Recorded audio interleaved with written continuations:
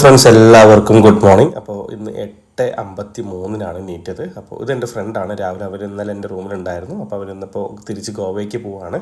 അപ്പോൾ അങ്ങനെ രാവിലെ ഓഫീസിലേക്ക് എത്തി ചായയൊക്കെ കുടിച്ചു. പിന്നെ കുറേ നേരം വർക്കും കാര്യങ്ങളൊക്കെ ഉണ്ടായിരുന്നു. പിന്നെ കുറച്ച് അവൻ്റെ ഒപ്പം പോയിട്ട് ഒരു പപ്സും കാര്യങ്ങളും കഴിച്ചു.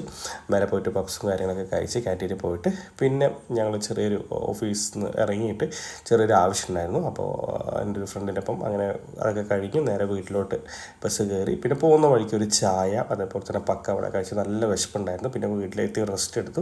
ഇത് കുറച്ച് ചുക്കുവെള്ളം ഉണ്ടാക്കുകയാണ്. ഞാൻ ചുക്കുവെള്ളമാണ് ഇപ്പോൾ കുടിക്കാറ്. അപ്പോൾ സ്വിഗ്ഗിയിൽ ഫുഡ് ഓർഡർ ചെയ്തിട്ടുണ്ട്. അപ്പോൾ ഞാൻ ഫ്രഷ് ആയിട്ടുണ്ട്.